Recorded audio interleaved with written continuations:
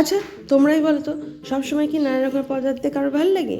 মাঝে মধ্যে একটু ইচ্ছা করে এক পদের একটু রান্না করি। কারণ সবসময় মানুষের মন শরীর ভালো থাকে না, তাই যখন মন শরীর ভালো থাকে না, তখন খুব ইচ্ছা করে একটু এক পদের রান্না করি। তাই আজকে আমারও খুব ইচ্ছা করছিল একটু এক পদের রান্না করি, কারণ আমার আজকে শরীর মনটা ভালো লাগছিল না। দুপুরে তো ভাতটা খেতে হবে, তাই তার জন্য এক পদের স্বাস্থ্যকর পুষ্টিকর একটু রান্না করে নিলাম।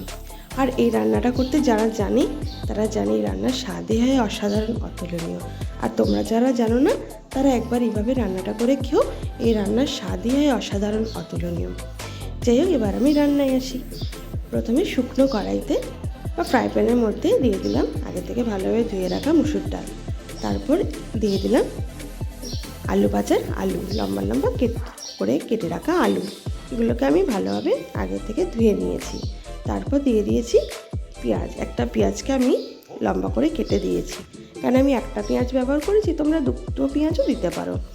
আর দিয়ে দিলাম রসুন, আমি এখানে 4 কোয়া রসুন দিয়েছি, তোমরা তোমাদের ইচ্ছে মতো একটু বেশিও দিতে পারো বা কমও দিতে পারো, যেটা তোমাদের পছন্দ।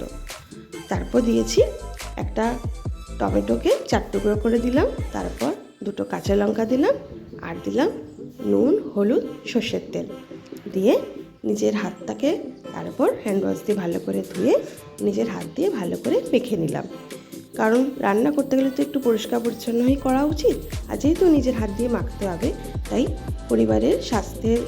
পরিবারের লোকের স্বাস্থ্যের কথা চিন্তা করে হাতটা ভালো করে ধুয়ে তারপর নিজের হাত দিয়ে মাখা শুরু করলাম।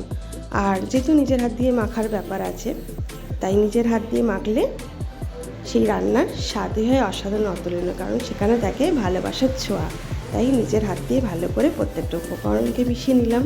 ভালো করে মেখে নেওয়ার পর তারপর দিয়ে দিলাম পরিমাণ মতো জল, দিয়ে ঢাকা চাপা দিয়ে ওভেন চালিয়ে সিদ্ধ করতে দিলাম। বেশ খানিকক্ষণ সিদ্ধর জন্য আমি ছেড়ে দিলাম। খানিকক্ষণ বাদে ঢাকা খুলে দেখলাম সব কিছুই ভালোভাবে সিদ্ধ হয়ে গেছে, ডালটাও সিদ্ধ হয়ে গেছে, আর স্বাদ আর গন্ধ হয়ে এসছে অপূর্ব। আলুটাও সিদ্ধ হয়েছে, কিন্তু কোনোটাই গলে গলে যায়নি, কিন্তু হ্যাঁ, শুধু লঙ্কাটা গলে গেছিলো, তাই আমি পরে 2টো কাঁচা লঙ্কা আবার অ্যাড করেছিলাম।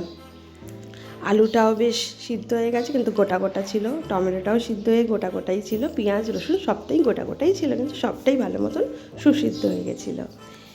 আমি নামানোর সময় শুধু 2টো কাঁচা লঙ্কা অ্যাড করেছি।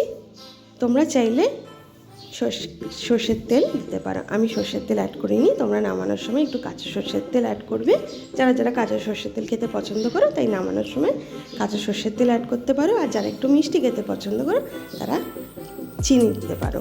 কারণ আমি যেহেতু মিষ্টি খেতে পছন্দ করি না, তাই আমি চিনি বা কাঁচা সর্ষের তেল কোনোটাই অ্যাড করিনি, শুধু দিয়েছি কাঁচা লঙ্কা।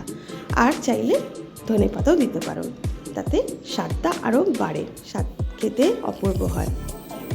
আর এই রান্নাটা না ভাত রুটি দুটোর সাথেই খেতে ভালো লাগে, তাই আমি আজকে এইভাবে এই রান্নাটা করে নিলাম। তোমরাও একবার এইভাবে করে খাবে, খেতে অসাধারণ, অপূর্ব হয়, অতুলনীয় হয়। আর এটা ভাত রুটি দুটোর সাথেই খাওয়া যায়, তাই হয়ে গেল না কম সময়ে চটজলদি তাড়াতাড়ি একটি এক পদে সুস্বাস্থ্যকর পুষ্টিকর একটি রান্না, যাতে বাড়ির সবাইকে ভালোভাবে এটা ভাত রুটি দিয়ে খাওয়ানো যায় বা পরিবেশন করা যায়, তাতে বাড়ির লোকে সবারই খাইয়ে তৃপ্তি লাভ করা যায়, সবারই মনটাও ভরে, পেটটাও ভরে, আর খেয়ে তোমায় বলবে বাহ, অমৃতের স্বাদ পেয়েছে, তোমারই নাম করবে, তোমারই জয়গান করবে। যাই হোক, সব দিক রক্ষা করা যায় এই রান্নাটা করে। পরিবারের সবার ভালোর কথা, স্বাস্থ্যের কথা চিন্তা করে একটি সুস্বাস্থ্যকর পুষ্টিকর একটি এক পদে একটি রান্নাও হয়ে যায়, আর সময়ও বাঁচে, তাড়াতাড়ি চটজলদি এই রান্নাটা করা হয়ে যায়। আর এই রান্নাটা ভাত রুটি সমস্ত দিয়ে খাওয়া যায়, সবারই মন চায় করা যায় এই রান্নাটা করে। তাই তোমরা একবার এইভাবে রান্নাটা করে খাবে, খুব ভালো হয় খেতে, অসাধারণ অপূর্ব হয়। যাই হোক, আমার এই ভিডিওটা কে কোথা থেকে দেখছো একটু কমেন্টসে জানাবে, আর ভিডিওটা ভালো লাগলে লাইক কমেন্ট শেয়ার করবে, আর আমার চ্যানেলটা প্লিজ সাবস্ক্রাইব করবে। সোমা পাল ফেসবুক প্রোফাইলটা প্লিজ সাবস্ক্রাইব করবে। ব্লগার সোমা পাল অফিসিয়াল আমার ইউটিউব চ্যানেলটা প্লিজ প্লিজ প্লিজ সাবস্ক্রাইব করবে। আমার পাশে থাকবে, আমাকে অনেক ভালোবাসা দেবে, আমাকে সাপোর্ট করবে। আমি আবারও আসবো অন্য একটা রান্না প্রোগ্রাম নিয়ে। এখন তবে